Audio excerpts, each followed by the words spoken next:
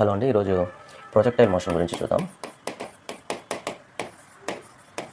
So projectile motion మామూలుగా మనము చూసే అంటే మోషన్ అయిన స్ట్రైట్ లైన్ అంటే ఏంటంటే ఆబ్జెక్ట్ అనేది ఒకే డైమెన్షన్లో వెళ్తుంది. ఇది 1D మోషన్. ఒకవేళ ఇదే ఆబ్జెక్ట్ 2 డైమెన్షన్స్లో వెళ్తుంది అనుకోండి. అంటే 2 డైమెన్షన్ ఏంటంటే ఒకటి X direction, 2 Y direction. Say for example నేను ఒక స్టోన్ని ఇలా త్రో చేశాను ఇక్కడ నుంచి. సో ఈ స్టోన్ అనేది ఎక్స్ డైరెక్షన్లోనే వెళ్తుంది, వై డైరెక్షన్లోనే వెళ్తుంది. సో దీన్ని 2D మోషన్ అంటారు. ఓకే, సో ఈ 2D మోషన్ని నేను ఇనీషియల్ వెలాసిటీతో త్రో చేసినప్పుడు అది ఒక పారాబోలిక్ పాత్ ఫాలో అయింది అంటే దాన్ని ప్రొజెక్టైల్ మోషన్ అంటారు. అది ఎలా పారాబోలిక్ పాత్ అనేది పారాబోలిక్ పాత్ అనేది చూద్దాం. సో ఫస్ట్ సే ఇది వై, ఇది ఎక్స్ అనుకుందాం. సో ఈ డైరెక్షన్లో ఉండే ఇనీషియల్ వెలాసిటీ యూఎక్స్ అనుకుంటే say this is a theta. నేను ప్రొజెక్ట్ చేసినప్పుడు ఎక్స్ యాక్సిస్తో టీటా అనే యాంగిల్తో ప్రొజెక్ట్ చేశాను అనుకుందాం, త్రో చేశాను అనుకుందాం. సో అప్పుడు ఇది యూఎక్స్ అవుతుంది, యూఎక్స్ కాస్ టీటా అవుతుంది.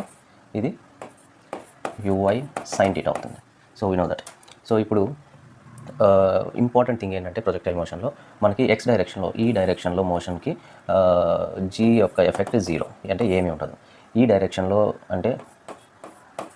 డైరెక్షన్లో జీ యొక్క ఎఫెక్ట్ ఉంటుంది, ఎందుకంటే వర్టికల్ కాబట్టి గ్రావిటీ ఏమో కింద క్యాచ్ చేస్తుంటుంది, ఆబ్జెక్ట్ ఏమో పైకి వెళ్తూ ఉంటుంది, మళ్ళీ కిందకు వస్తుంది. సో ఈ డైరెక్షన్లో జీ ఎఫెక్ట్ ఉంటుంది. సో ఇప్పుడు నేను డిస్టెన్స్ ఈ డైరెక్షన్లో తీసుకున్నట్లయితే ఎక్స్ డైరెక్షన్లో X equal to UX cos theta into T minus half GT square అనేది జీ అనేది 0 కాబట్టి అది క్యాన్సిల్ అయిపోతుంది. అదే వై డైరెక్షన్లో అయితే UY sine theta into T minus half GT square. So say ఇది ఒక ఈక్వేషన్ 1 అనుకుందాం, ఇది ఈక్వేషన్ 2 అనుకుందాం.